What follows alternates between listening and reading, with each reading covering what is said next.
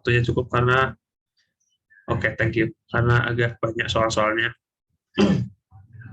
Nah, untuk jumlah soalnya sendiri sebenarnya meteorologi di OSK tahun berapa 2019 itu tuh ada sekitar 25 apa 26 gitu. Pokoknya sekitar seperempat sendiri dari total jumlah soal 100 ya. Gitu. Jadi proporsinya ini lumayan, dan kadang ada beberapa soal tuh yang berhubungan sama oceanografi gitu. Tapi untuk sesi kali ini aku kayaknya nggak ngambil soal yang berhubungan sama oceanografi karena nanti dibahasin sama, atau udah kemarin ya kayaknya. Aku lupa yang ngebahasin siapa, tapi udah ada bagiannya gitu. Sebentar, kelihatan kan? Oke. Bentar, ininya.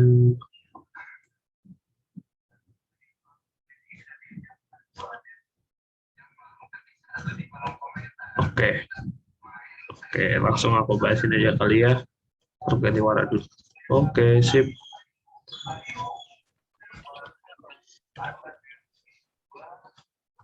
Nah, ini untuk soal nomor 9. Jadi ini bahas tentang komposisi atmosfer. Untuk komposisi atmosfer ini ditanyakan seperti ini. Jadi pertanyaan lumayan singkat gitu. Atmosfer terdiri dari titik-titik gitu. Nah, ini udah ada kuncinya. Itu kuncinya yang A. Dan ini ada pilihan jawabannya A sampai E. Nah, untuk kuncinya sendiri yang benar ini yang A, jadi ada udara kering, uap air, sama aerosol. Ini sebenarnya itu merupakan simplifikasi gitu teman-teman. Jadi ini adalah komposisi atmosfer yang utama yang harus teman-teman pahami benar. Itu ada aerosol, terus ada uap air, sama udara kering. Nah, kenapa pembagiannya seperti ini gitu? Bukankah di atmosfer kan juga ada gas-gas yang lain, Kak? Nitrogen, oksigen, gas-gas inert, xenon gitu. Nah, alasannya gini teman-teman, untuk di atmosfer sendiri ini komposisinya itu dibagi berdasarkan berdasarkan fasa, sama berdasarkan kayak ibaratnya itu komposisi, kayak misalnya bikin roti itu ada tepung, ada air, ada mentega gitu. Jadi belum dipecah lagi ke belum dipecah lagi ke kayak senyawa-senyawanya gitu. Kayak BTW kalau mau tanya langsung aja ya, langsung potong aja. Jadi apa sih yang dimaksudkan udara kering ini? Gas-gas gitu. Jadi kayak gas-gas yang K2, N2, terus neon, argon, dan sebagainya. Itu tuh masuknya di udara kering. Sementara uap air ini, karena uap air ini nanti di meteorologi bakal punya peran yang sangat penting dan peran yang sangat signifikan, ya akhirnya agak dibedakan gitu di dalam komposisi atmosfer, jadi dia dipisah. Jadi yang dimaksud uap air itu adalah air atau H2O yang dia dalam fase gas gitu. Nah, untuk aerosol sendiri ini adalah debu-debu atau partikel gitu, yang wujudnya ya bisa padat atau bisa kayak minyak gitu, itu juga bisa, serbuk sari gitu-gitu. Jadi untuk komposisi atmosfer ini secara umum itu terdiri dari 3 ini. Jadi ada udara keringnya yang gas-gas tadi, uap airnya atau air dalam fase gas, sama aerosol atau debu-debunya gitu. Atau ibaratnya bahasa yang itu partikel tersuspensi gitu. Maksudnya tersuspensi itu kan kalau di kimia, di koloid kan mungkin harusnya udah dapat juga ya SMA. Itu kan dia ketika ada zat terlarut yang dimasukin ke pelarut, tapi dia nggak terlarut gitu loh. Jadi maksudnya dia nggak mencampur secara merata, tapi secara kasat mata dia kelihatan seperti larut gitu. Jadi debu-debu di udara ini kan kalau kita nggak sinarin pakai senter gitu, itu kan ya nggak kelihatan gitu kan, nggak kelihatan. Tapi itu tuh sebenarnya ada gitu, dan dia tersuspensi. Tadi artinya ya cuma bercampur aja gitu, tapi dia nggak larut dalam gasnya kayak gitu. Nanti baru bisa diamatinya kalau pakai senter kan, berarti ntar kalau gerak brown, efek Tyndall kayak gitu-gitu.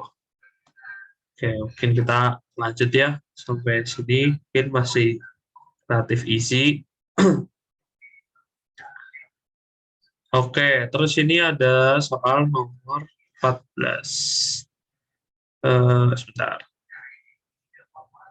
Soal nomor 14.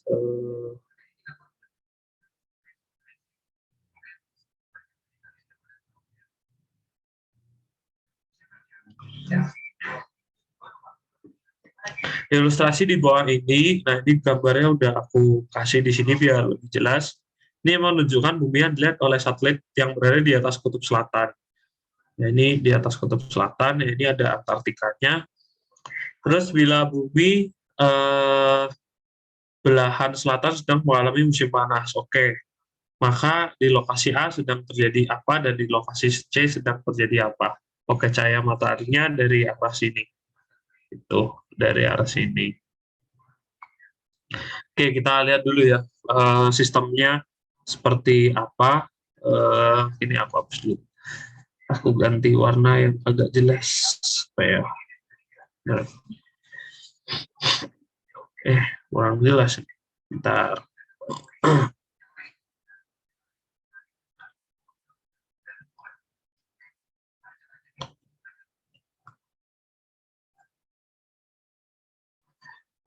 Di belahan bumi selatan lagi musim panas. Oke.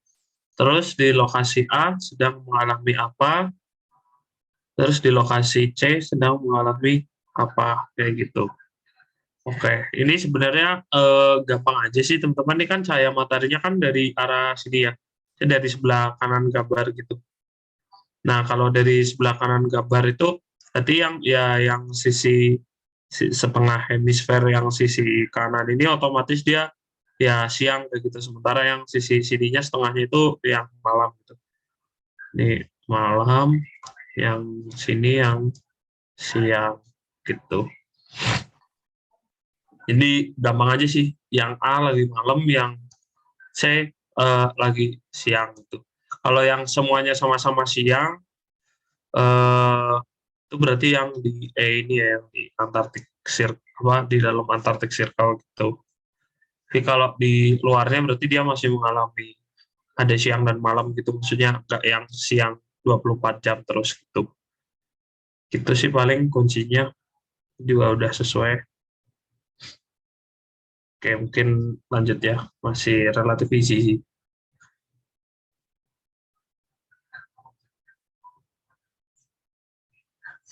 Oke, untuk nomor 15 nih, nah ini yang tadi aku bilang, kenapa uap air itu sangat penting di meteorologi, itu karena uap air ini uh, apa ya, misalnya mengkompres atau apa ya, kayak berperan dalam kayak hampir 90% pembentukan fenomena cuaca itu tuh dari uap air gitu, kayak awan dan lain-lain. Itu kayak ya semuanya literal itu dari uap air itu kan, misalnya even kayak fenomena-fenomena optik kayak pelangi itu kan juga hasil dari pembiasannya uap air gitu. Jadi uap air ini makanya sangat penting gitu di meteorologi. Walaupun jumlahnya itu sangat sedikit. Nah, sangat sedikit itu maksudnya proporsional terhadap si gas-gasnya gitu. Jadi proporsional terhadap udara yang kering sama aerosol itu tuh secara jumlah tuh jauh lebih kecil gitu uap air gitu. Tapi efeknya itu sangat besar gitu.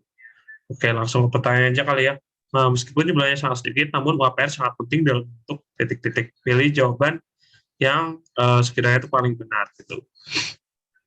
Oke, sebenarnya untuk soal OSK sendiri buat di kebumian itu juga selain kalian lihat soalnya, kalian juga harus lihat pilihannya gitu teman-teman. Jadi karena pilihan itu kadang kayak mengarahkan kita untuk memilih pilihan yang benar gitu loh. Jadi jawabannya itu malah clue-nya itu justru kadang ada di pilihannya gitu. Jadi sebisa mungkin jangan kayak cuma baca soalnya aja, tapi pilihannya juga diperhatikan gitu.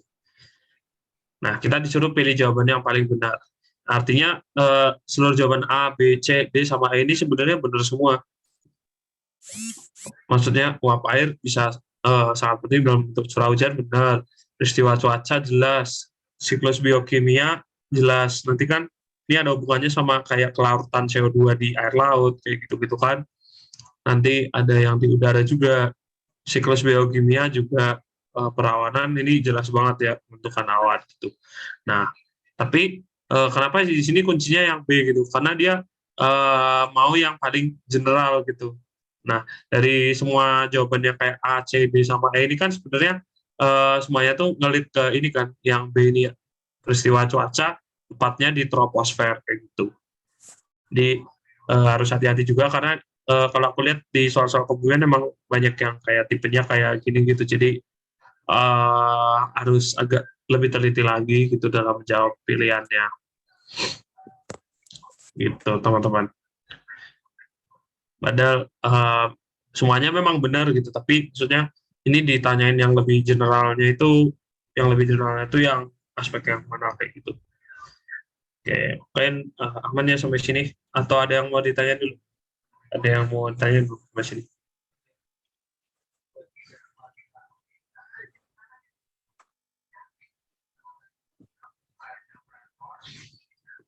Oke, harusnya sini ya.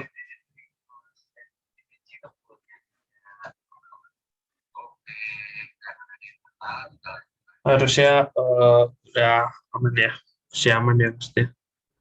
Oke.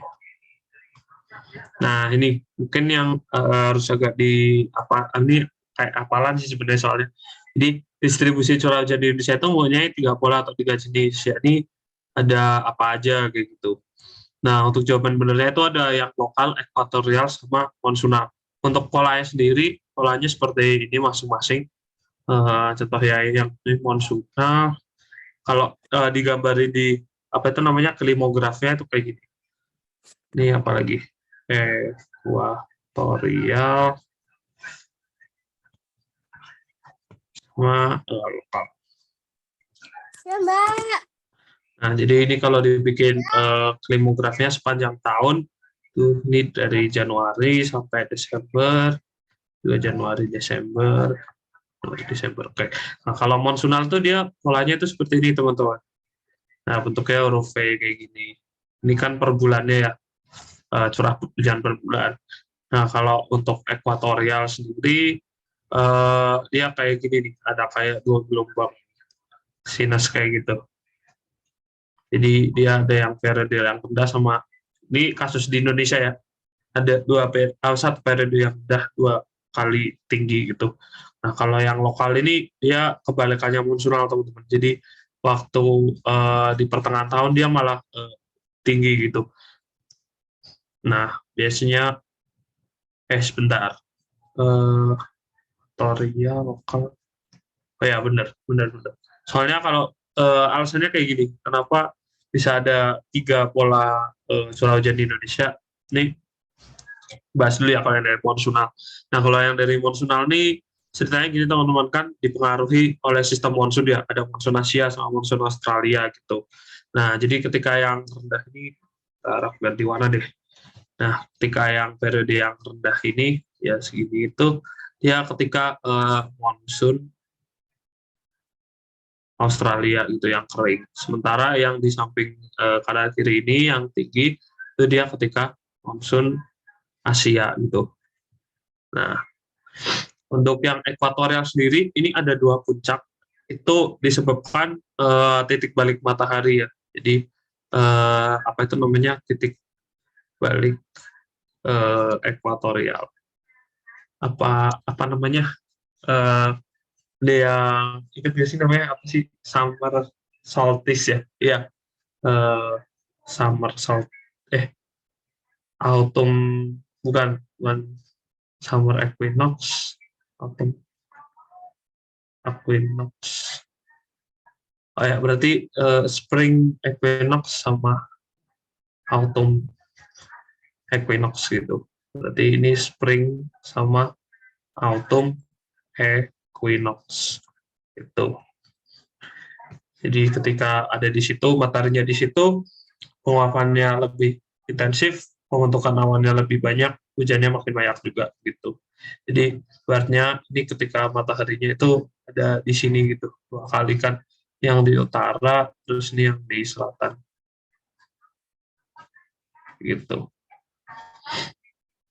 Jadi 2 kali kan matahari itu gerak seminya dia melewati di Khatulistiwa. Maksudnya 1 tahun tuh dia 2 kali gitu. Nah, Kalau untuk yang lokal sendiri, ini kebalikannya dari si monsunal, dan ini biasanya disebabkan karena efek orografis gitu, atau efek-efek yang lain. Bisa juga karena wilayahnya dia kepulauan, gitu. Kayak kepulauan, orografis, dan lokal ini biasanya di daerah Indonesia Timur. Kalau yang ekuatorial ini ya di dekat ekuator, sama kebanyakan Sulawesi setahu aku itu ekuatorial. Sementara untuk monsunal ini khusus Jawa sama Sumatera gitu.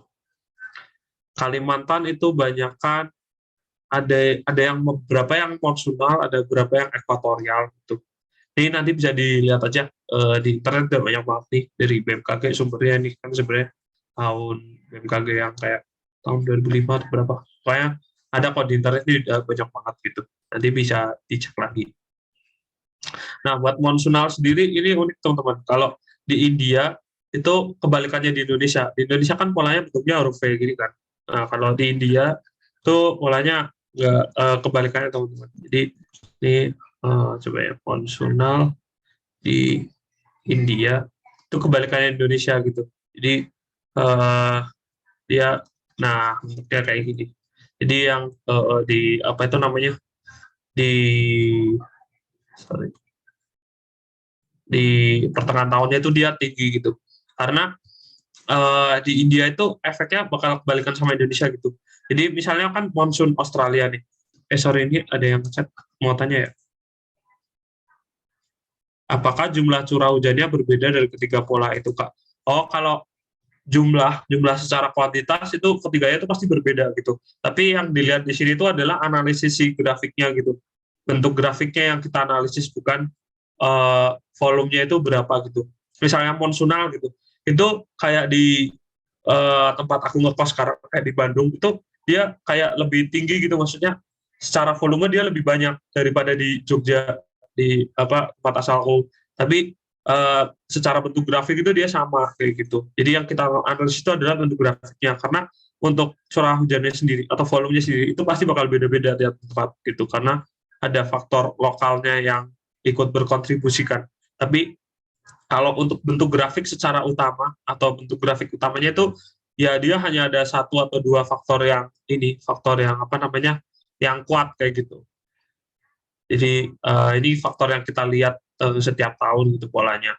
Kalau faktor lain yang mungkin agak lebih kuat tuh contohnya ketika El Nino sama La Nina, itu jelas dia langsung bisa mengubah grafiknya gitu.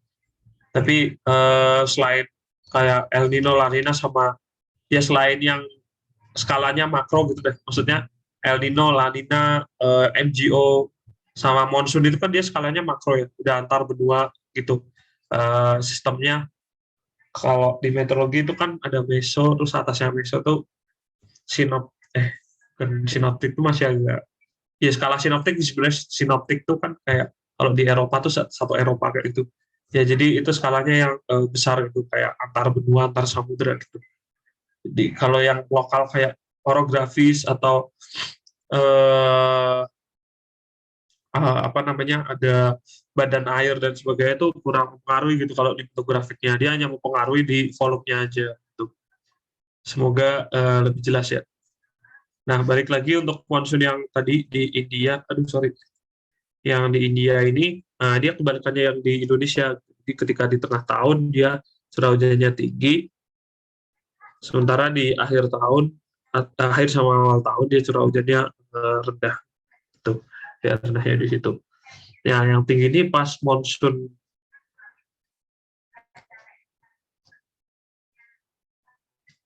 Australia, nah yang rendah ini dia di monsun Asia gitu. Nah, kenapa bisa terjadi seperti ini gitu?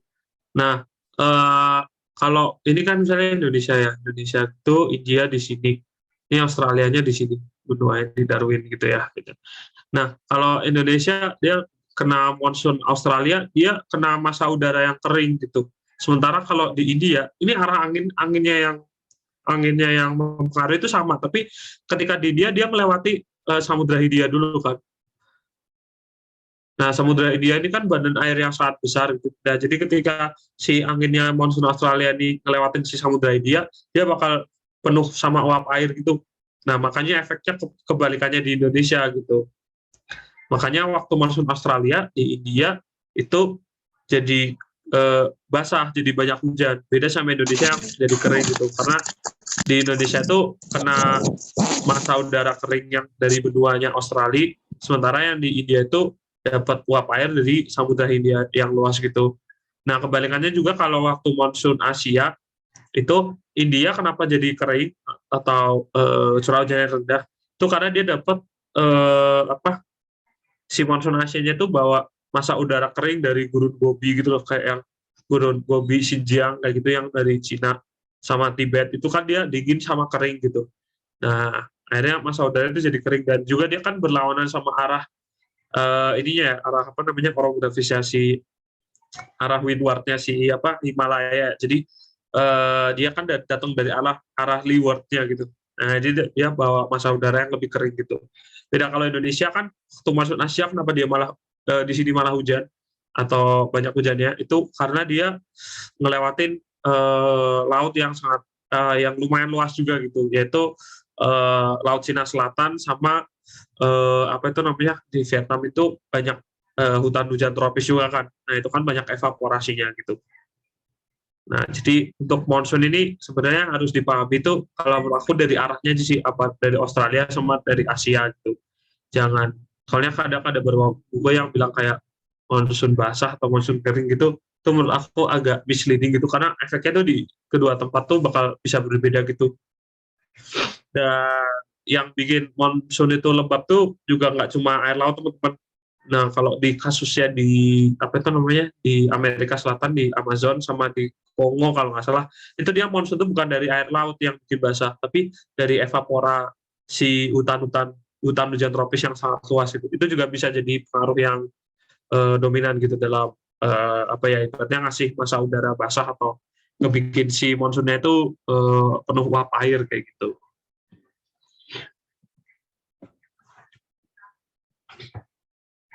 Oke, mungkin sampai sini aman ya, gue lanjut. Nah, ini apa ini? Oke, nah ini sebenarnya ditanyain pengertiannya dari si monsun itu sendiri gitu.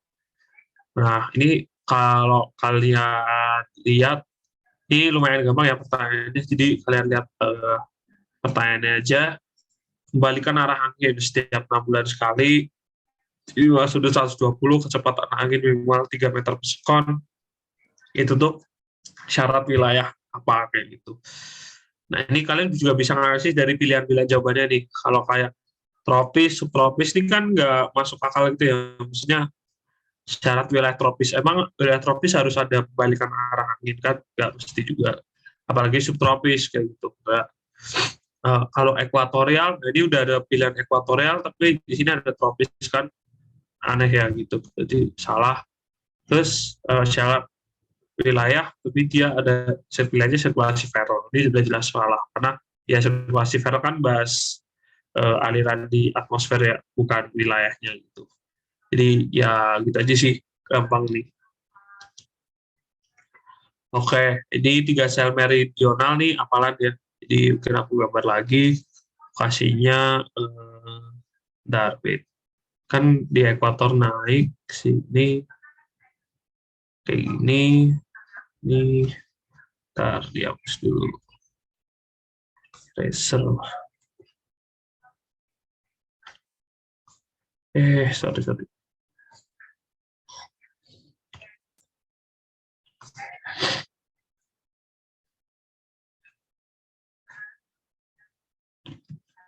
Ini terus ini kutub kan ya di sini. Nah, kayak gitu. Jadi yang ini kalau dimulai dari ekuator nih Hadley, ini Ferrel, terus yang ini polar. Oke, jadi udah benar ya jawabannya yang gitu. Ini yang meridional. Kalau yang zonal, ini contohnya yang kayak Walker. Intinya yang oscillation gitu deh. Gimana sih tulisnya? Oscillations kayak gitu-gitu. Jadi kayak ada Walker, terus North Atlantic Oscillation, Indian Ocean Dipole gitu. Intinya yang El Nino La Nina dan sejenis Enso dan sejenisnya gitu deh. yang ya intinya yang osilasi meridional gitu teman-temannya gitu lah. Kalau yang sorry yang tadi itu yang zonal ya. Kalau yang meridional yang ini yang Hadley vertical yang naik secara lintang gitu. Kalau yang meridional itu kan dia yang sejajar lintangnya ke extend ke meridional itu. Oke, ini gampang lah hafalan ya. Oke. Terus ini ada perbandingan antara radiasi matahari yang dipantulkan sama radiasi yang datang. Oke, ini udah benar albedo. Jangan ini juga sama clear juga sama absorptivitas itu karena waktu 2019 ini di yang kemudian ditanyain albedo, yang di geografi itu ditanyain absorptivitas gitu. Jadi absorptivitas ini adalah sama juga perbandingan antara radiasi matahari yang diserap banding yang datang gitu. Nah, ini adalah sebenarnya perbandingan ya atau rasio kayak gitu. Jadi ini tuh absorptivitas sama albedo sama transmisivitas ini tuh adalah perbandingan gitu. Nah, kalau transmisivitas itu perbandingan antara cahaya yang diteruskan sama yang datang. Tapi kalau transmisivitas ini biasanya untuk mineral-mineral gitu sih. Ini buat analisis di mineral gitu, bukan di atmosfer. Jadi itu udah bagian geologi. Terus untuk hamburan dan pembiasan sendiri, ini adalah fenomenanya ya. Jadi ini adalah fenomenanya bukan apa kayak satuan perbandingannya kayak gitu. Bukan variabel perbandingannya. Oke, ini hafalan dia harusnya udah paham. Nah, oke. Nah, radiasi matahari termasuk dalam kategori radiasi gelombang titik-titik dengan radiasi terestrial, radiasi gelombang abal. Nah, kalau dilihat dari pertanyaan aja kan agak susah kan nih, maksudnya ditanyain gelombang kan jenisnya di bedanya kan banyak gitu. Tapi kita lihat nih dari pilihan-pilihan jawabannya nih, ini kan ada panjang, pendek, ini kan, oh berarti ini bicara tentang lambda gelombangnya gitu, atau panjang gelombangnya gitu. Nah, eh, kalau kita tahu apa itu radiasi matahari itu termasuk dalam gelombang pendek yang dia energinya tinggi gitu. Sementara yang radiasi terestrial atau misalnya ini matahari ya itu. Ini kan ada gelombang yang masuk terus ada gelombang yang dipantulin lagi. Nah ini nih lambdanya panjang, sementara yang dari matahari itu lambdanya pendek. Tapi energinya tuh kebalikannya, ini energinya tinggi, ini energinya rendah. Tuh. Nah, energinya rendah yang dipantulkan. Nah, ini bisa kalian lihat juga nih dari spektrum gelombang nih. Matahari itu kan banyak kan gelombangnya kan kayak UV gitu kan. UV banyak kan dari UV sama putih. Ya putih itu karena campuran gitu sih, tapi yang energinya gede kan yang UV. UV itu kan dia gelombangnya panjang gelombangnya kan pendek ya.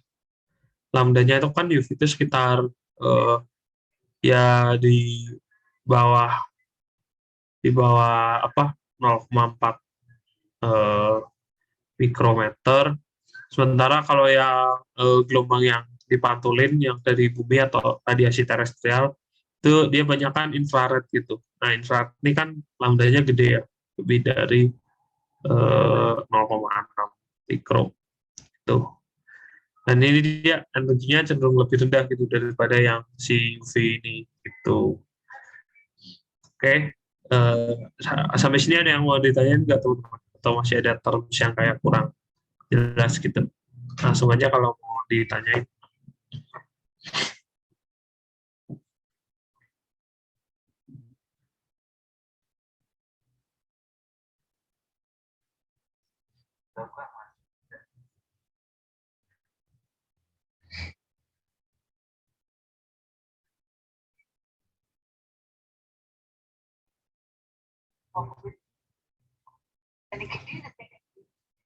Oke, kalau misalnya aman, kita lanjut. Kita lanjut. Oke, dalam spektrum cahaya tampak, cahaya dengan kemampuan penetrasi menembus atmosfer paling besar adalah cahaya dengan panjang gelombang paling titik-titik dan berwarna apa gitu. Oke, nah ini ada terms kunci di sini teman-teman, kemampuan penetrasinya yang tinggi gitu, yang paling besar. Nah, berarti dia ini energinya itu harus gede gitu. Nah, energi itu kan berbanding terbalik sama lambda ya. Jadi energi itu berbanding terbalik sama lambda. Gitu. Ketika energinya besar, berarti lambdanya harus kecil. Oke, sebentar saya tanya. Oh iya, radiasi terestrial itu radiasi yang dipantulin dari bumi gitu. Jadi kan ada yang incoming, ada yang outcome gitu ya. Kalau kalian lihat di apa namanya diagram budget panas atau heat budget diagram gitu, cari aja di internet heat budget diagram. Atau aku tunjukin aja kali ya. Bentar. Yang aku tunjukin di mana ya?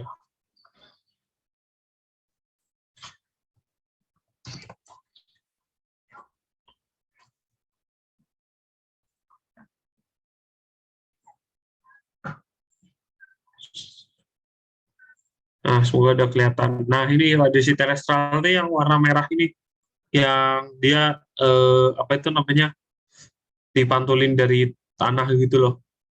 Jadi ya tanah itu nggak semuanya menyerap radiasi matahari gitu, tapi ada juga yang dipantulin juga kayak gitu. Nah, jadi yang warna merah ini tuh. Nah, biasanya paling optimum itu radiasi yang dipantulin atau dikeluarin sama bumi itu waktu subuh gitu, makanya kayak subuh atau sekitar jam 3 jam setengah 4 tuh kenapa kayak suhunya dingin banget itu. Maksudnya sehari itu paling dingin itu di jam segitu, itu karena di waktu tersebut tuh kayak paling optimum gitu. Maksudnya radiasi yang waktu sesiang itu udah diserap sama bumi, itu dikeluarin gitu pas malamnya, dan itu tuh udah kayak mau habis gitu yang dikeluarin gitu. Nah, baru setelah habis itu kan matahari terbit ya subuhan, itu udah keisi lagi gitu dari yang matahari itu. Gitu deh. Jadi dia bisa dibaca lagi.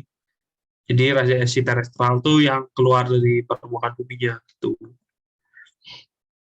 Oke, aku switch ke PPT lagi ya.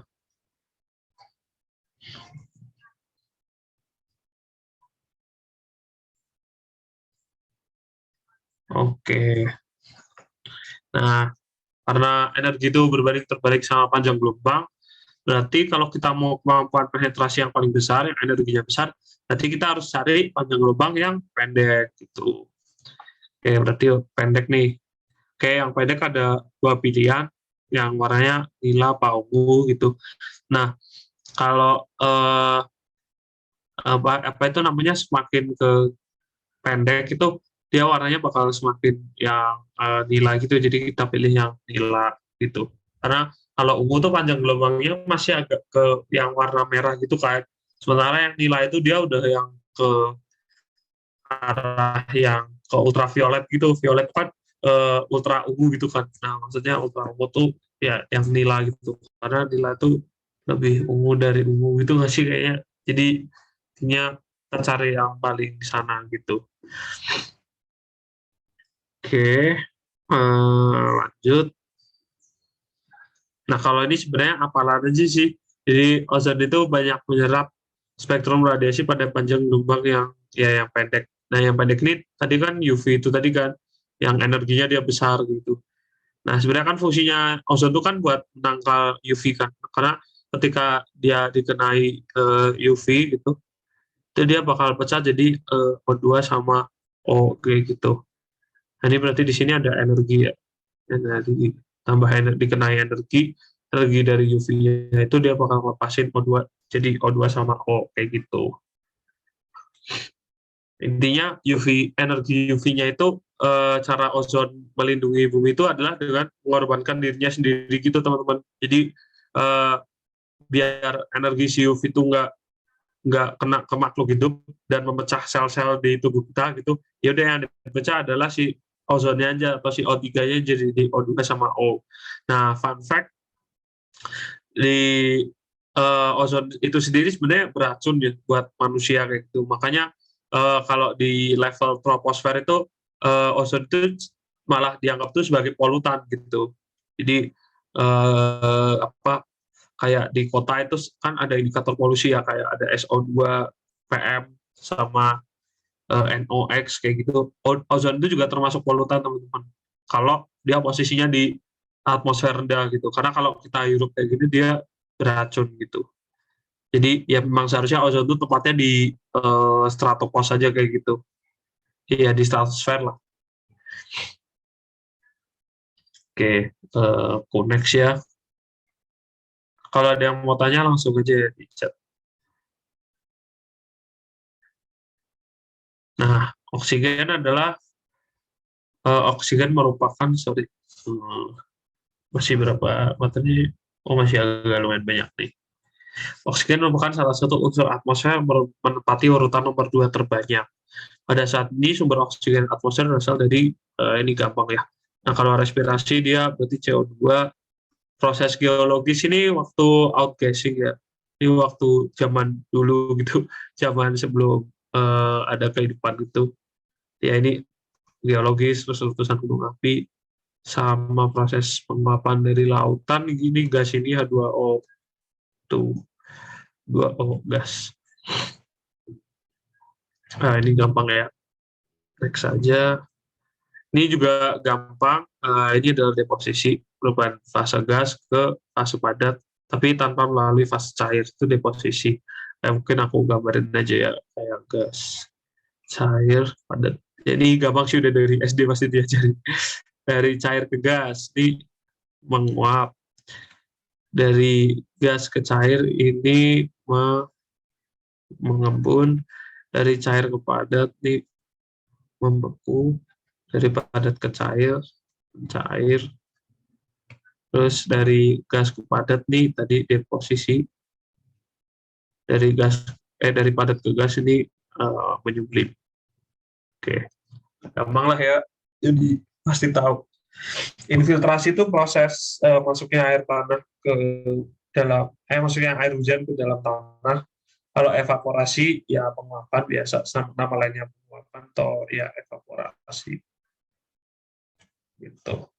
Ya gampang lah ya, udah diajarin waktu dari SD ini anjir. Oke, lanjut ya. Nah, ini mungkin agak sedikit tricky karena ini agak fisika banget gitu.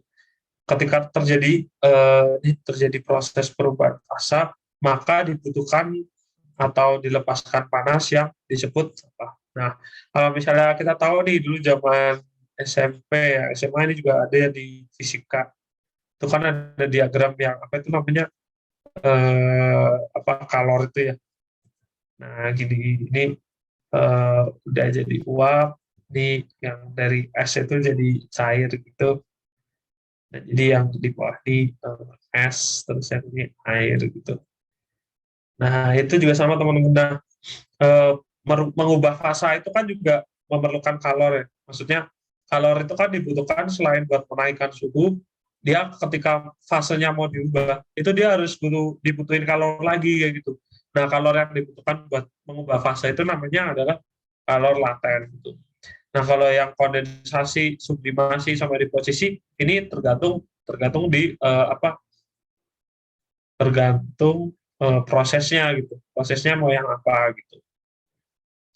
Karena untuk tiap bahan itu bakal beda-beda. Untuk ya kayak air itu kan udah kayak 1,8 atau berapa. Itu aku udah agak lupa karena kalau di TPB itu nggak suruh ngapalin gitu, itu pasti datanya dikasih gitu, atau itu malah yang jadi suruh nyari di soalnya gitu, jadi nggak perlu diapalin gitu.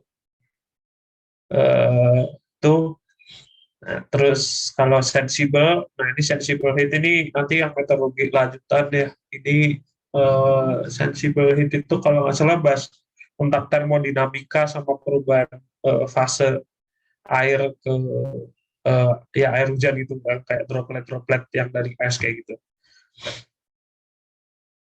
Oke. Itu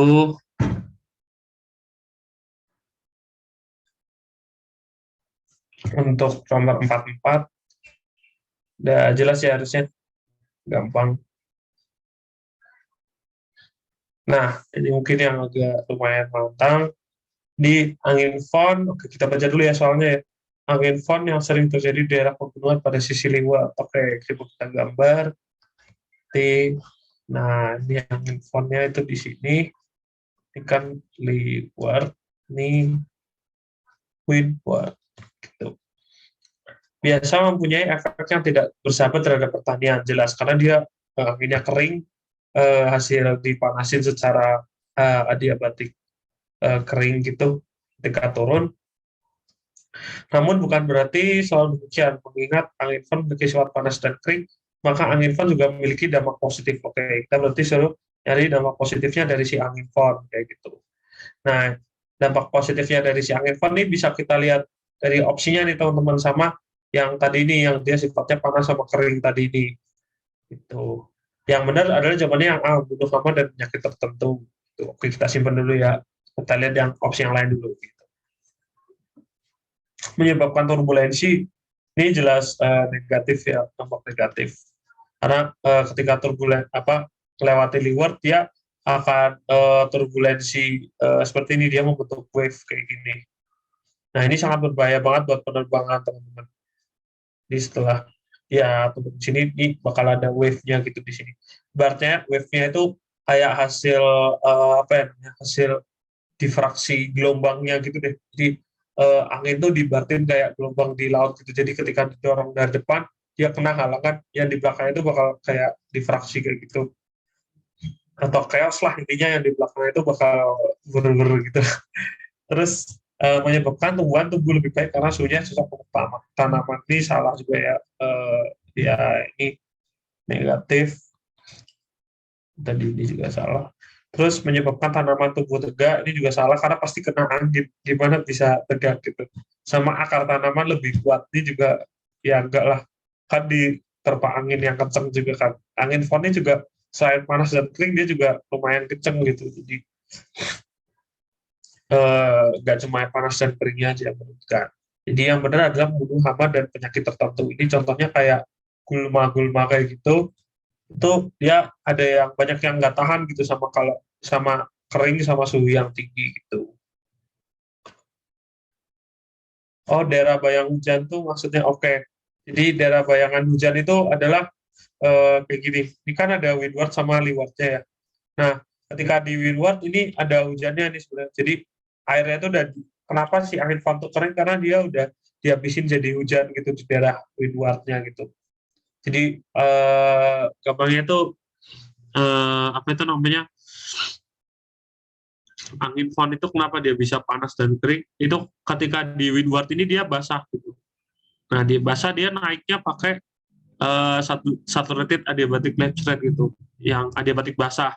Nah, ketika dia turun, dia karena ini udah jadi hujan semua kan, di hujan orografis ya. Hujan orografis. Nah, berarti kan otomatis di sini kan dia kering kan, gitu. Nah, karena kering, dia kenapa suhunya bisa naik? Ya karena waktu turun tuh dia suhunya naik itu pakai DALR, bukan pakai saturated gitu. Soalnya rate-nya DALR kan, sorry. Rate-nya DALR ini dia lebih gede daripada rate-nya SALR atau yang basah gitu. Sampai sini paham atau masih agak bingung? Harusnya ini materi ini udah diajarin sih kalau yang font ini sama siapa ya kemarin, lupa. Tapi udah kok, ini tentang meteorologi yang lokal gitu kan. Nah, jadi si yang dry adiabatic lapse rate-nya tuh dia lebih gede gitu daripada yang saturated-nya atau yang basahnya. Jadi dia bakal waktu turun tuh bakal naik lebih cepat gitu. Oke, kalau nggak ada pertanyaan lagi, mungkin aku lanjut. Ya, aku hapus dulu ya. Ini oke. Awal musim hujan, oke. Ini diapalin aja sih sebenarnya angkanya, karena aku juga sebenarnya nggak hafal itu. Jadi untuk dasarian, dalam satu dasarian terus 10 harian tuh curah hujannya minimal 10 mili, terus diikuti 2 dasarian berturut-turut masing-masing dengan curah hujan minimal 50 mili. Itu definisinya BMKG buat memasuki musim hujan, awal musim hujan itu. Nah, jadi dasarian itu adalah ya 10 hari, 10 hari. Jadi misalnya ini hari Sabtu 2, 3, 4, 5, 6, 7, 8, 9, 10. Nah, ini tuh diakumulasi itu dapatnya berapa milimeter gitu.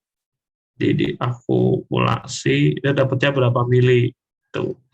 Nah, setelah itu dilihat lagi yang dasarian kedua sama dasarian ketiga gitu. Dilihat ini berapa, terus yang ini berapa. Baru ya nanti kalau dia memenuhi kriteria ini minimal 50 mili, oke misalnya di sini 50 mili. Terus selanjutnya dia berturut-turut dua dasarian, itu berturut-turut dua dasarian dia 50 mili lagi. Bisa lebih dari 50 mili. Itu kan 50 mili itu kayak ambang batas bawahnya gitu. Itu berarti dia udah masuk musim hujan gitu. Oke, lanjut. Ini alat meteorologi digunakan untuk mengukur suhu dan kelembapan secara otomatis. Itu disebut termohigrograf. Nah, ini bisa dilihat dari kata-katanya ya. Kalau misalnya kalian, waduh, gua susah banget nih, apaan di sini? Nah, ini yang ini termo berarti temperatur, sementara ini higrograf ini adalah eh, kelembapan gitu.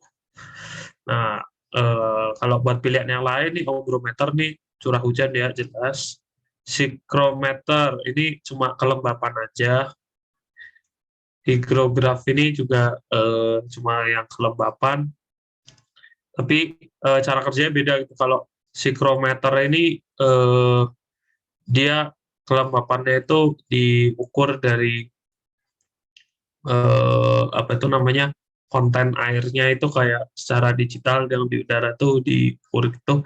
Sementara kalau yang higrograf ini kemampuannya dia untuk memuaikan rambut gitu. Jadi pakainya itu biasanya rambut kuda kayak gitu. Terus kalau dia lembab itu rambutnya bakal kayak memuai gitu karena basah. Kalau barograf ini yang tekanan pressure gitu, dicurah. Nah, untuk alat-alat meteorologi nanti bisa diapalin lagi ya teman-teman buat nama-namanya sama. Ya kalau alat meteorologi harus ngapalinnya nama, gambar, sama cara kerjanya kayak gimana gitu. Karena itu bakal ditanyain banyak banget buat besok-besok. Oke, mungkin kalau nggak ada pertanyaan bisa lanjut ya. Nah, ini tabung termograf ya. Tadi apa ini? Ya termohigrograf. Oke, ini termograf. Nah, jadi untuk termograf ini hanya T aja ya, berarti ini suhu. Nah, kertasnya itu disebut kertas apa gitu, ini kertas pias yang benar. Nah, kertas pias itu sebenarnya ya bentuknya kayak kertas grafik gitu maksudnya, tapi namanya khusus adalah kertas pias gitu. Karena kertas pias, nah, dinamain pias ini karena dia dipiaskan gitu atau ntar ditulis ada penanya gitu di situ. Kalau kertas lakmus tahu ya ini buat asam basa, kertas manila ini buat apa itu namanya kerajinan gitu, poster, sama kertas, kalau kertas bias tuh berarti kayak semacam kertas polarisator kayak gitu ya. Oke, jadi kertas bias tuh bentuknya seperti ini. Ya intinya mirip-mirip sih kayak milimeter block itu kalau tahu milimeter block. Nah, nah terus di sini berarti ya ada parameter time-nya gitu. Ini berarti T-nya, suhunya gitu. Nah, nanti penanya itu dia ada sensornya gitu, terus yang gerak itu si roll kertasnya ini. Jadi si kertasnya itu dipasang di roll gitu. Nah, biasanya penanya tetap sih gitu. Kayak secara kanan kiri itu dia tetap gitu. Tapi nanti dia yang gerak nanti kayak atas bawah gitu kayak kayak gini gitu. Seiring dengan ya dia si itunya si kertasnya gerak gitu. Nah, intinya kayak gitulah. Yang ini T yang waktu, sepanjang waktu gitu. Biasanya ya sehari putarannya berapa kayak gitu, kayak segini tuh sehari kayak gitu. Nah, nanti kalau udah sehari itu dipotong gitu kayak apa? Ada sih namanya kayak pretekannya gitu tuh, yang kayak di tiket bioskop gitu loh. Jadi bisa di pretek kayak gitu. Terus ini yang vertikalnya, sumbu vertikalnya itu buat T-nya dalam ya boleh Celsius atau Fahrenheit atau Kelvin gitu sama aja. Jadi bentukannya kayak gini. Oke, mungkin lanjut. Nah, ini juga soal yang menurutku lumayan seru gitu. Masih berapa nomor lagi sih? Oke. Jadi ini tentang pesawat Lion Air. Meskipun KNKT belum menemukan, namun gimana nih kemungkinan pengaruh ke cuacanya? Dan peristiwa tersebut sangat kecil. Kenapa bisa sangat kecil? Tuh. Nah, kita bisa lihat nih dari keterangannya, ini ada jamnya di pukul 6.30 WIB. Berarti ini kan masih pagi ya. Masih pagi. Eh, Kenapa kalau masih pagi gitu? Nah, waktu masih pagi itu kan berarti cuaca itu kan masih cenderung stabil ya. Ya ini sebenarnya buat membuktikan bahwa jatuhnya itu memang karena faktor teknis di apa itu namanya, trustnya itu loh, yang yang dari Boeing gitu kan, apa sih namanya, auto trust apa apa, lupa, pernah baca. Lupa namanya tapi tahu mekanismenya itu, yang jadi dia kayak bisa nyesuaiin tiltnya kayak gitu. Nah itu yang bermasalah sebenarnya. Namun dari cuacanya sendiri dia nggak begitu ngaruh atau pengaruh sangat kecil. Kenapa? Itu karena dia waktu kejadian tuh waktu masih pagi, jam 6.30 kan, setengah 7 pagi. Nah itu cuaca ya waktu 6.30 itu cenderung stabil. Jadi pada waktu itu cuacanya itu masih stabil. Di stabil itu artinya dia masih dingin, belum banyak pergerakan angin gitu. Jadi yang benar jawabannya itu adalah yang C, turbulensi atau sea breeze front itu belum terbentuk. Nah, kalau untuk cuaca cerah sendiri itu salah, karena waktu itu di Laut Jawa itu kayak mendung gitu. Mendung tapi dia mendungnya itu awan stratus gitu. Jadi ya stratocumulus gitu, bukan yang kayak CB kayak gitu. Jadi dia mendung yang kayak berlapis gitu loh. Terus angin sangat tenang atau matahari baru terbit itu ya menjawab, tapi maksudnya nggak menjawab banget gitu. Ya kenapa kalau matahari baru terbit gitu, efeknya apa kan nggak dijelasin gitu. Sama yang angin sangat tenang sendiri, sebenarnya definisi sangat tenang tuh apakah dari kecepatannya apa gimana. Kalau dari kecepatannya sendiri kan semakin di atas itu karena hambatan udara semakin kecil kan, berarti anginnya semakin kenceng ya sebenarnya. Nah tapi kan yang dilihat itu adalah pergerakan anginnya itu apakah konstan, apakah dia belok-belok dan turbulen gitu apa enggak gitu. Nah ini tertutup awan cirrus ini salah, karena awan cirrus kan tinggi ya, sementara waktu itu dia belum tinggi gitu terbangnya. Oh, si breeze front itu ini angin darat angin laut gitu. Nah jadi ya sistem angin darat angin laut gitu. Kalau si breeze itu berarti angin laut, si breeze. Ya karena kondisi masih stabil tuh, jadi kayak yang dari land breeze sama si breeze-nya itu, ini misalnya land breeze itu kayak imbang gitu loh, dia posisinya ya stable gitu. Ketika udah mulai siang, daratannya makin panas, nah baru dia tetap untuk sea breeze tuh, karena tekanan di daratan lebih rendah kan daripada di laut gitu. Begitu juga kalau malam gitu, ketika malam yang lautnya masih hangat, yang daratannya udah cepet dingin, jadi ada land breeze tuh. Nah tapi ketika waktu subuh itu dia kondisinya masih stabil tuh, kayak ya dua-duanya itu stabil gitu, maksudnya apa ya, ya nggak saling apa namanya, nggak saling mendominasi gitu, jadi ya udah imbang aja kayak gitu. Oke, ada yang ingin ditanya lagi buat di soal ini karena lumayan agak tricky gitu guys.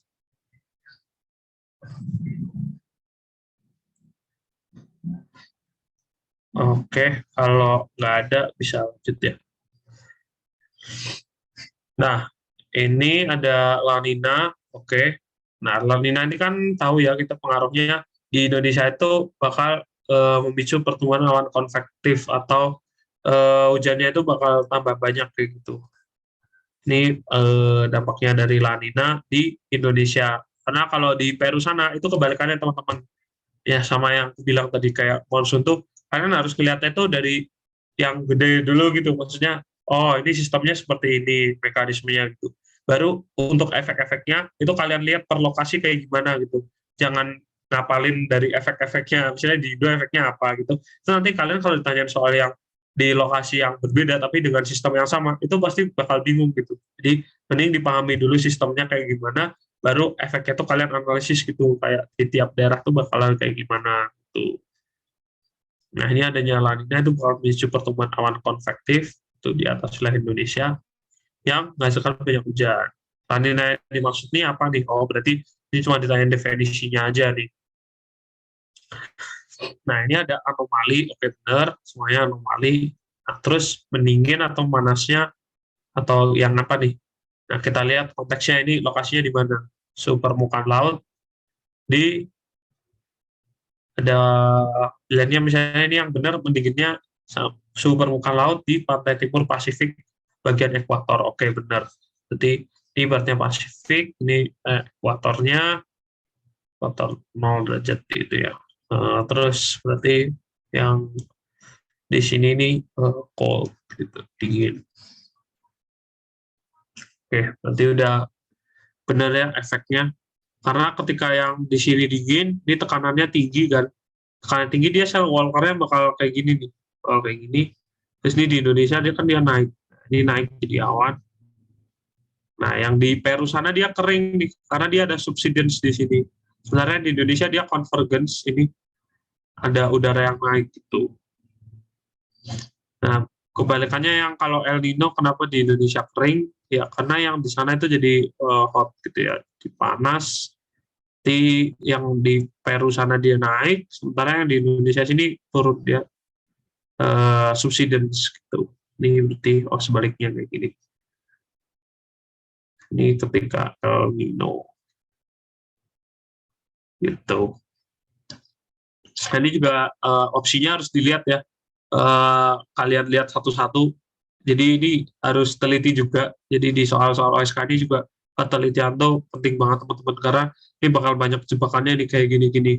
Kalau kalian nggak teliti, misalnya udah tahu nih cara kerjanya mekanisme gimana, tapi kurang teliti, wah sayang banget nih. Jadi harus teliti ya.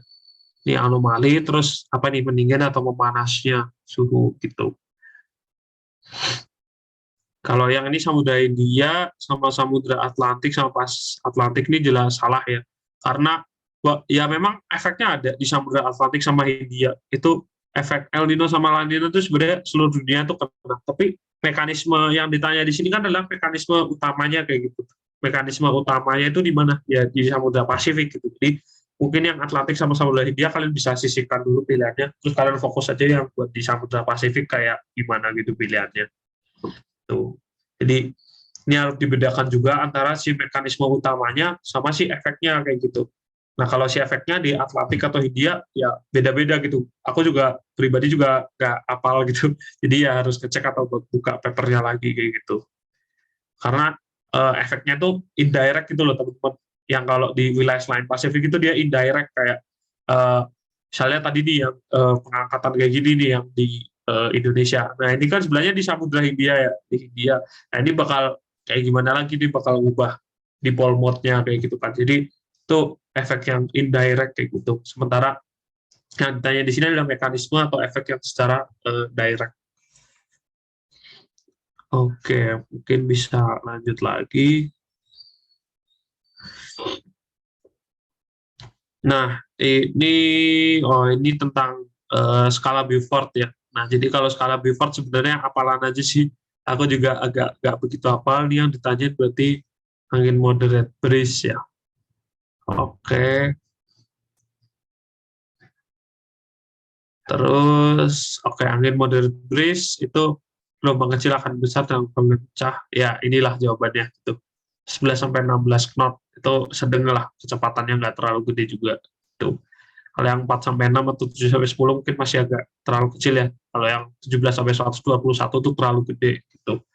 Ini kalian bisa lihat aja. Ini apalan soalnya gitu.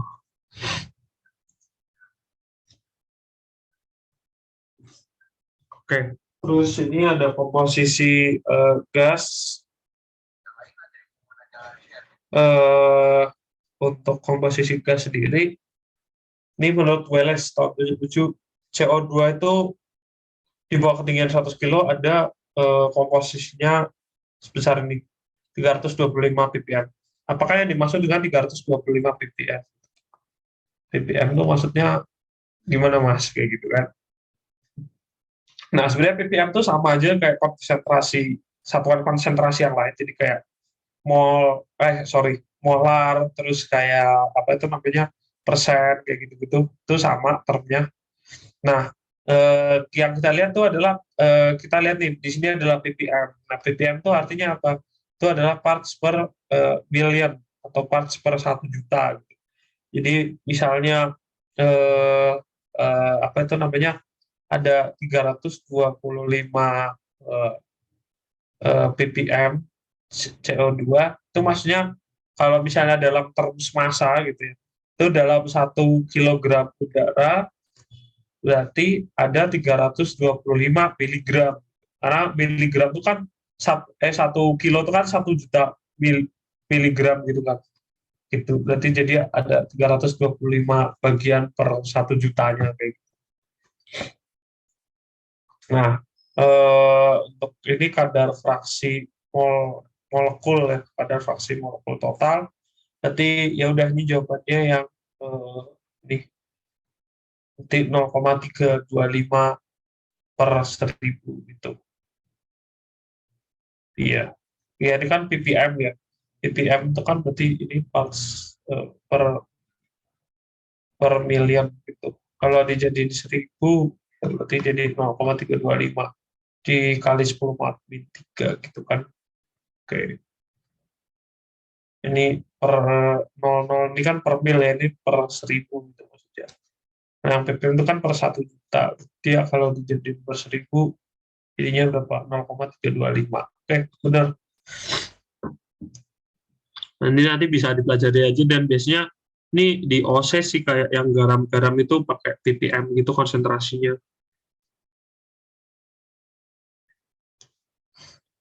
Ini convert aja sih, konversi ini. Oke, ini ada tropopause nih, kayaknya hafalan lagi sih. Oke, tropopause adalah lapisan cuaca ya. Jadi kalau ada lapisan di sini di bawah ada troposfer. Nah, jadi sebelum ada ke stratosfer ini di sini ada tropopause tipis gitu. Tropopause. Ini yang baru stratosfer. Jadi setiap atmosfer itu sebenarnya ada lapisan transisinya gitu, teman-teman.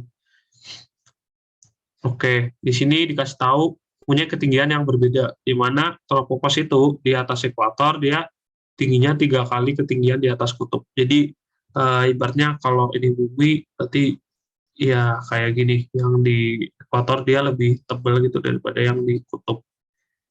Tuh, hal ini menyebabkan adanya perbedaan temperatur rata-rata tropopause. Pilihlah nilai temperatur rata-rata tropopause di atas ekuator sama di atas kutub secara berturut-turut gitu ya. Di yang ini yang kutub, yang ini yang ekuator gitu. Oke, kalau yang ekuator dia kan lebih tebal ya.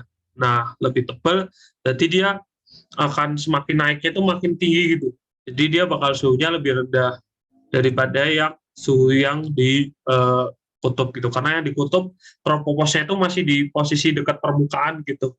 Sementara yang di ekuator dia posisinya udah lebih jauh tinggi kayak gitu dari permukaan bumi. Berarti yang benar ini adalah yang B. Yang intinya yang di ekuator sini harus lebih kecil daripada yang di kutubnya itu.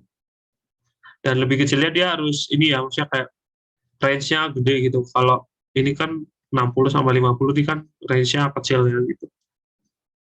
Karena dia ininya ketinggiannya 3 kali gitu. Jadi kan kayak lumayan gitu. Ya, ini agak hafalan sih sebenarnya, tapi lumayan masih bisa di logika gitu. Kalau misalnya kalian lupa atau wah, gue nggak baca nih yang part ini nih di teorinya gitu, nggak apa-apa, masih bisa di logika teman-teman. Asal teliti aja ngelihat di pilihan-pilihannya. Oke, di atas stratopause ini gampang lah ya, mesosfer. Ya pada tahu semua harusnya. Terus yang ini oke, yang bukan merupakan gas utama pembentuk udara kering. Nah, untuk udara kering sendiri yang aku bilang tadi itu terdiri dari gas-gas kayak gitu. Nah, yang bukan ini adalah hidrogen. Gitu. Karena hidrogen ini nanti akan bereaksi sama air juga kan kayak jadi H2O kayak gitu. Jadi dia kayak susah dipisahin dari H2O-nya gitu. Jadi ya masuknya bukan udara kering gitu. Ya ini yang termasuk. Yang lainnya ini udara kering semua. Jadi udara kering itu gas inert atau gas mulia itu juga masuk sama gas-gas yang senyawa. Gitu. Kalau yang N2O2H2 ini kan di atomik ya, dia dua atom gitu. Ini inert, ini poli atom. Tuh. Nah ini yang bukan ini juga apalan ya di sel Walker karena yang lain itu adalah meridional gitu. Jadi yang tadi aku jelasin, yang karena sel Walker ini adalah sel yang zonal gitu. Dan dia kan yang kayak gini ya. Nah, El Nino La Nina gitu lah. Sementara yang Hadley Feral Polar kan dia ke arah lintang kayak gitu. Nah, ini juga pengertian hidrometeor kalian juga harus paham ya.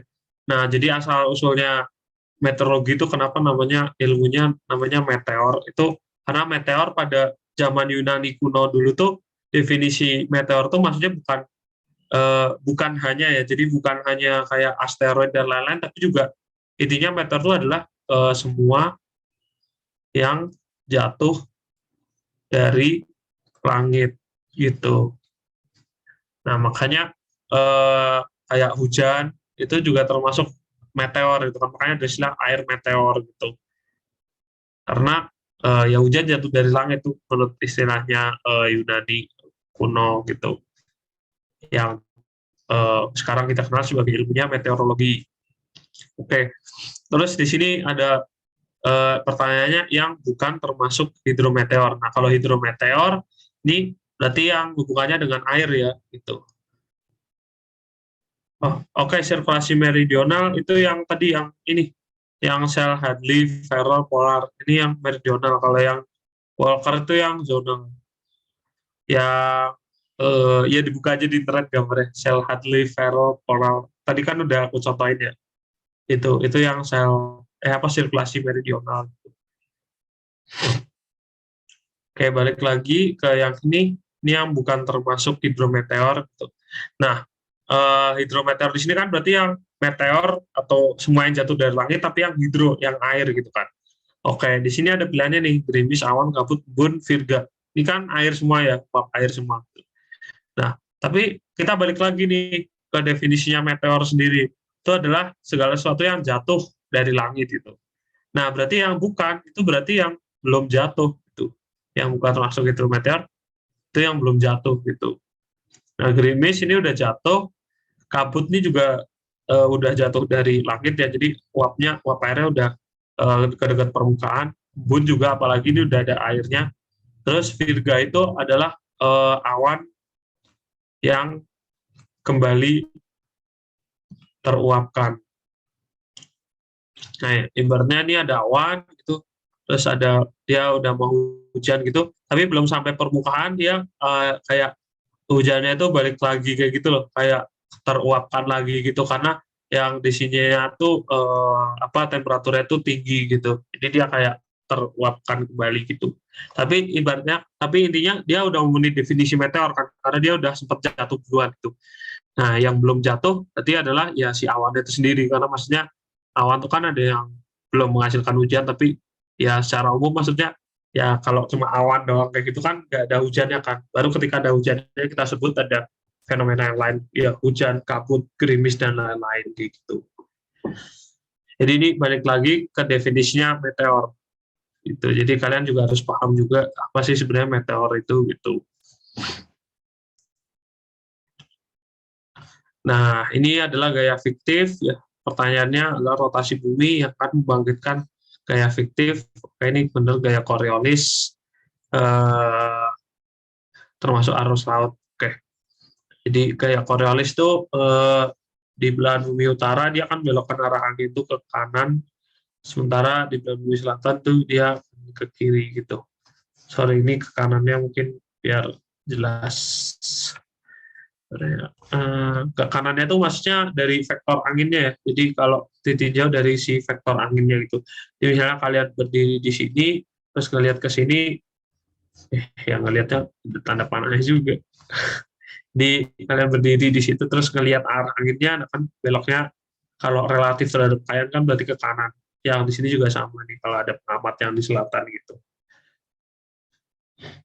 Oke deh, gitu teman-teman. Sekiranya untuk pembahasan meteorologi OSK 2019 pas banget nih 1,5 jam, mungkin ada yang mau ditanya dulu.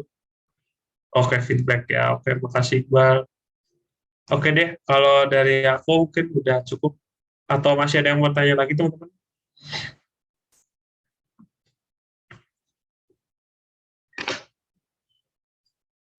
Oke, kalau misalnya yang nggak ada, nanti bisa tanya aku lewat apa ya?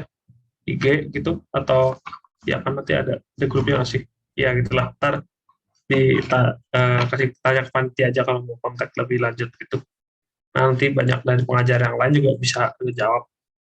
Oke, itu sekian dari aku teman-teman. Terima kasih buat apa itu namanya sore hari ini. Oh, gaya-gaya. Oke, sebentar, sebentar. Sorry, sorry, sorry. Ini tadi udah di record ya. Oke, santai lah. Sebentar. Gaya-gaya. Oke. Nah, kalau gaya kompresi itu ada sebenarnya gaya tekan. Jadi tekanan. Jadi kalau gaya kompresi itu berarti yang kompresi ya. Kompresi itu berarti F sama dengan P per A itu. Terus kalau yang apa sih? Terus kalau yang sentrifugal sama sentripetal itu adalah di sistem benda yang berputar terhadap porosnya kayak gitu. Nah, jadi kalau sentrifugal sama sentripetal itu contohnya bumi yang mengelilingi matahari gitu. Nah, itu ada gaya keseimbangan antara dua gaya ini, sentrifugal sama sentripetal. Jadi ada gaya yang gravitasi dia narik ke dalam atau sentripetal, sementara ada yang gara-gara gerak rotasi itu ada gaya yang mendorong ke arah keluar gitu. Namanya sentrifugal. Nah, kedua gaya itu saling saling apa ya sama kuat gitu. Jadi ada si bumi itu bisa ya gerak melingkarnya mengitari matahari ya elipsnya ya gitu-gitu terus kayak gitu. Sementara kalau gaya Archimedes itu adalah gaya apung, tuh. Jadi gaya yang diberikan oleh fluida kepada benda yang dicelupkan ke dalamnya gitu. Ya, tadi gaya Coriolis yang itu ya gaya fiktif itu sebenarnya adalah reaksi juga sih sebenarnya dari rotasi bumi itu pada porosnya. Jadi benda yang ikutan rotasi di situ tuh bakal mengalami gaya Coriolis gitu ketika dia bergerak gitu. Oke, oh spektrum cahaya. Oke, sebentar. Kalau spektrum cahaya tuh buka aja di internet ya.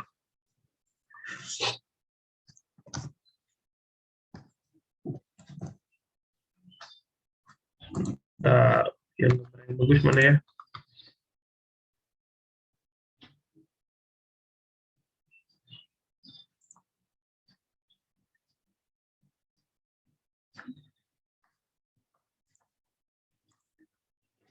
Oke. Aduh. Oke, ini ya. Apa tuh namanya? Untuk yang gelombang tadi.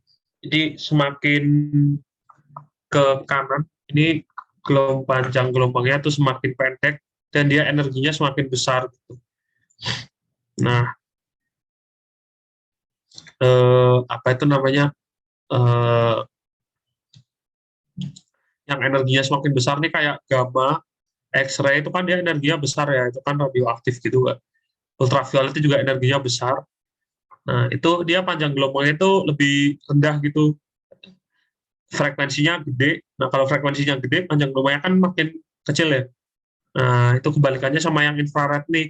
Yang infrared itu dia agak di kiri ini, gelombangnya lebih panjang gelombangnya atau lambdanya itu lebih gede. Frekuensinya tapi dia lebih rendah. Dan energinya pun juga lebih rendah, kayak gitu. Jadi semakin rendah panjang gelombangnya atau semakin pendek ya lambdanya semakin pendek, dia energinya bakal semakin gede gitu. Makanya ultraviolet tuh punya energi yang lebih gede gitu daripada infrared itu. Dan untuk warnanya juga ini bisa kalian lihat ya, semakin ke kanan ini kan yang di dekat cahaya tampak ini ya, yang dekat cahaya tampak itu kan dia semakin ke kanan itu warnanya itu semakin ungu gitu. Nah itu makanya tadi yang dibilang jadi yang miliknya itu warna yang nila itu tadi gitu. Karena ketika nila dia energinya makin lebih gede gitu. Oke, semoga jelas ya. Nanti bisa dibaca lagi. Ada yang ingin ditanyakan lagi?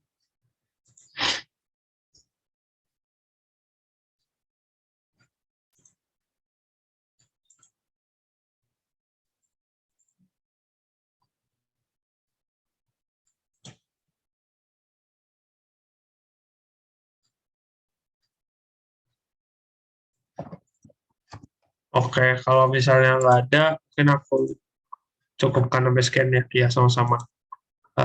Balikin ke Iqbal deh. Makasih teman-teman.